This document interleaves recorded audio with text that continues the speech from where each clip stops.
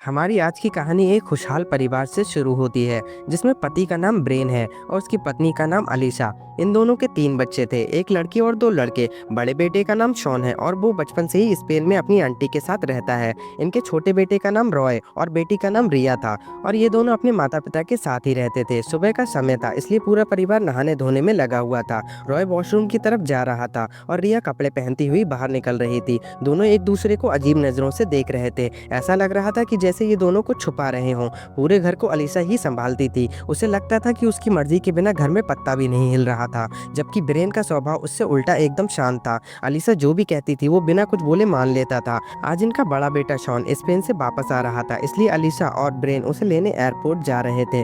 दूसरी तरफ घर में रिया सोफे पर बैठी टीवी देख रही थी। इसी बीच रॉय भी टीवी देखने आता है। कुछ देर बातें करने के बाद रिया रॉय को अपने साथ चलने को कहती है, जबकि रॉय अपनी बहन के खूबसूरत बदन की तारीफ करने लगता है। रिया का नहाना अभी बाकी था इसलिए वो नहाने लग जाती है और तभी रॉय अपने कपड़े उतारकर उसके साथ नहाने लग जाता है। दोनों भाई बहन कुछ ज्यादा ही करीब लग रहे थे, तभी तो दोनों नहाते भी साथ में थे। थोड़ी देर बाद अलीशा और ब्रेन शॉन को लेकर घर पहुंच गए थे और रॉय और रिया अपने भाई से मिलकर बहुत खुश होते हैं। शॉन अपने साथ साथ अपनी पत्नी मॉली को भी लेकर आया था। सभी लोग मॉली से आज पहली बार मिल रहे थे क्योंकि पूरा परिवार इनकी शादी में नहीं जा पाया था। अलीशा उन्हें ऊपर वाले कमरे में जाकर फ्रेश होने को कहती है। ऊपर आकर दोनों पति पत्नी फ्रेश होते हैं और फिर अपने माता पिता के साथ खाने लगते हैं। इस दौरान अलीशा फोन कर अपने रिश्तेदारों को न्योता देने लगती है। असल में जब शॉन और मॉली ने शादी की थी तब किसी वजह से परिवार वाले उनकी शादी में शामिल नहीं हो पाए थे, इसलिए अलीशा उनकी फिर से शादी करवाना चाहती थी ताकि सभी लोग उसकी बहू से मिल सके। लेकिन इससे पहले शॉन के आने की खुशी में आज रात इनके घर में एक छोटी सी पार्टी होने वाली थी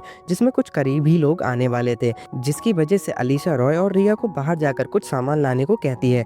पहले तो रॉय मना करता है लेकिन फिर अलीशा के डांटने पर वो दोनों चले जाते हैं। अब दोनों भाई बहन शॉपिंग मॉल में शॉपिंग कर रहे थे। इसी बीच रॉय की नज़र अपनी क्लासमेट पर पड़ती है। रॉय की क्लासमेट को देखकर रिया को जलन होने लगी। रॉय उसे समझाने की कोशिश करता है कि मेरा उससे कोई लेना देना नहीं है, मगर फिर भी रिया उसकी बात नहीं मानती और गुस्सा होकर वहां से चली जाती है, जिसके बाद रॉय भी उसके पीछे पीछे जाने लगा। शाम होते ही पार्टी शुरू हो गई। अलीशा जब अपनी बहन से बात करने में बिजी थी, शॉन अपने पिता और अंकल के साथ बैठा आसमान में सितारे देख रहा था। खाने के साथ साथ पार्टी में दारू का भी इंतजाम था। इसी बीच रॉय वॉशरूम में जाता है, जिसे रिया छुपकर देख रही थी। अलीशा ने कुछ ज्यादा ही दारू पी ली थी, जिस कारण उसे जल्दी जल्दी बाथरूम जाना पड़ता है, मगर जैसे ही उसने बाथरूम का दरवाजा खोला तो अंदर रॉय और रिया अजीब हरकतें कर रहे थे। अपने बच्चों को एक साथ बाथरूम में देखकर अलीशा उनसे पूछती है कि तुम दोनों यहाँ क्या कर रहे हो, जिस पर वो दोनों झूठ बोलकर वहाँ से निकल जाते हैं और अलीशा अलकी होने लगती है। देर रात के बाद पार्टी खत्म हो जाती है और धीरे धीरे कर सभी मेहमान चले जाते हैं। अगली सुबह रिया नहा रही थी और तभी रॉय उसके पास आकर उससे किसी बात के लिए माफी मांगकर चला जाता है,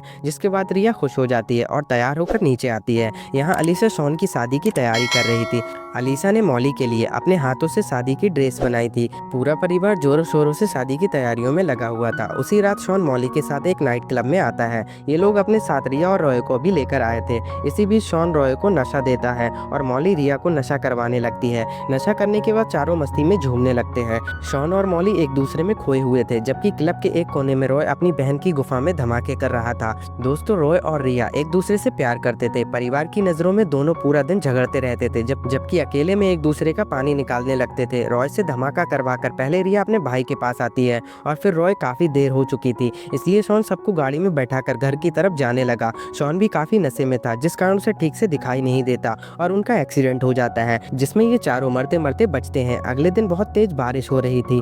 घर के अंदर शॉन और रॉय एक गेम खेल रहे थे, जबकि अलीशा और मॉली उन्हें देख रही थी। इसी बीच खेलते खेलते शॉन और रॉय का झगड़ा होने लगा और तभी रिया भीगी भीगी सी घर आती है। अलीशा उससे पूछती है तुम कहाँ गई थी, लेकिन रिया कोई जवाब नहीं देती। अलीशा को लग रहा था किसी ने रिया के साथ जबरदस्ती की है और वो डर के मारे मुझे बता नहीं रही है। ब्रेन रिया को कपड़े से ढकता है, जिसके बाद वो अलीशा के पास आ जाती है। इसी दौरान वो अपने बच्चों को अपनी एक सहेली का किस्सा सुनाने लगी। अलीशा बताती कि मेरी सहेली के परिवार में सिर्फ 3 ही लोग थे, पति पत्नी और उनकी जवान बेटी। पति के पास कोई काम नहीं था, जिस कारण घर चलाने के लिए मेरी सहेली नौकरी करती थी। एक दिन उसे पता चला उसकी बेटी माँ बनने वाली है और चिंता की बात ये थी ये लड़की का कोई प्रेमी नहीं था। सभी लोग अलीशा की बात को ध्यान से सुन रहे थे और तभी वो कहती है कि मुझे तो मेरी सहेली के पति पर ही शक है कि उसी ने अपनी बेटी के साथ गलत काम किया होगा। ये सुनकर रॉय और रिया एक दूसरे को देखने लगे। अलीशा की बात सुनकर रिया की नींद उड़ चुकी थी, इसलिए वो रॉय के पास आकर उसके साथ सो जाती है। रिया के आने से रॉय का गन्ना हरकत में आ गया था,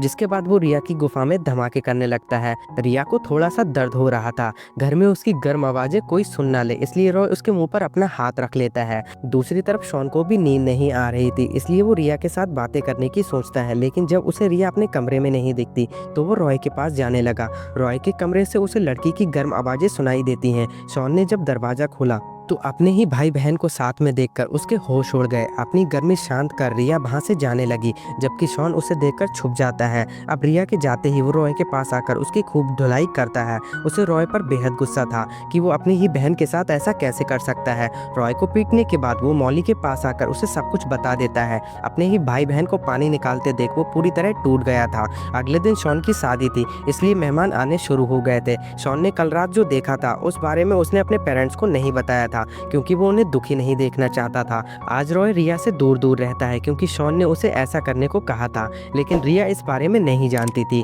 तो वो हमेशा की तरह आज भी रॉय को देखने में बिजी थी। जो भी मेहमान आ रहे थे वो अलीशा को बहू लाने की बधाई देने के साथ साथ रॉय से उसके टूटे फूटे चेहरे के बारे में भी पूछ रहे थे। रॉय बताता है कि वो बाथरूम में फिसल गया था। रात को सब लोग शादी के फंक्शन में मजे ले रहे थे, जबकि रॉय और रिया चोरी चोरी नैन मिला रहे थे। शॉन उन दोनों को देखकर आग बबूला होने लगता है, लेकिन मॉली उसे शांत रहने को कहती है। वो नहीं चाहती थी कि आज के दिन घर में कोई हंगामा हो। किचन में काम करते करते रिया के कपड़े खराब हो जाते हैं, जिसके बाद वो बाथरूम में आकर उन्हें साफ करने लगती है। इसी बीच शॉन पीछे से आकर अजीब तरीके से उसे देखने लगता है।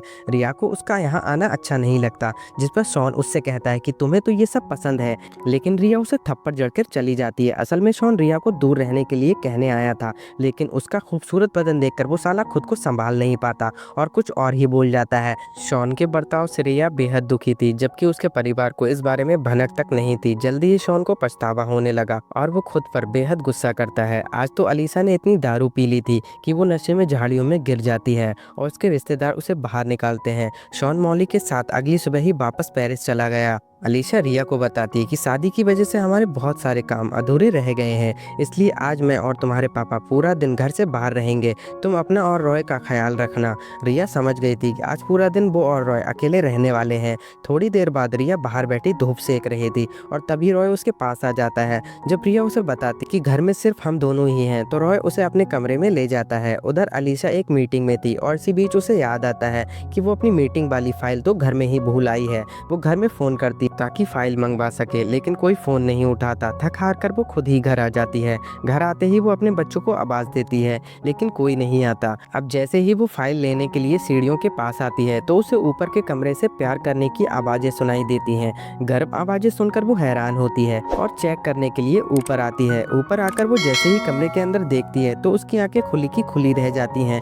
कमरे में रिया और रॉय एक दूसरे का पानी निकाल रहे थे। पहले तो अलीशा को यकीन नहीं होता, लेकिन फिर खुद को संभाल कर वो कमरे में आती है और जोर जोर से चिल्लाने लगती है। अलीशा को देख रिया और रॉय डर जाते हैं और अपनी माँ से लिपटकर रोने लगते हैं। इसके बाद अलीशा रोते हुए कमरे से बाहर निकलती है। उसे समझ में नहीं आ रहा था कि उसे क्या करना चाहिए। जल्दी ही वो बुक शेल्फ के पास आकर कुछ ढूंढने लगती है। इसी बीच रॉय उससे बात करने आता है। अलीशा के हाथों में कांच का गिलास था, इसलिए वो घबराहट में रॉय पर गिलास से ही हमला कर देती है। इस हमले से रॉय का चेहरा लहूलुहान हो गया था। उसकी चीखें सुनकर रिया भी उसके पास आ जाती है और रॉय को संभालने लगती है। अलीशा दोनों को समझाने की कोशिश करती है कि ये सब गलती से हुआ है, लेकिन वो दोनों उसकी तरफ ध्यान नहीं देते। कहानी के आखिर में हमें पता चलता है कि अलीशा की याददाश्त चली गई है। असल में वो अपने बच्चों को इस हालत में देखकर अलीशा सदमे में चली गई थी। ब्रेन के पूछने पर रॉय उसे झूठ कहता है कि कल जब मॉम घर पर आई थी तो काफी घबराई हुई थी। वो खुद को मारने की कोशिश कर रही थी और जब मैं उसे रोकना चाहा तो उसने मुझ पर ही हमला कर दिया। सभी लोग आसानी से उसकी बातों पर यकीन कर लेते हैं और इसी के साथ इस कहानी का एंड हो जाता है। आई होप आपको एक्सप्लेनेशन अच्छा लगा होगा। अगर आपको वीडियो पसंद आया तो प्लीज़ इसे लाइक कर दीजिए और चैनल को सब्सक्राइब कर लीजिए। मैं मिलता हूँ आप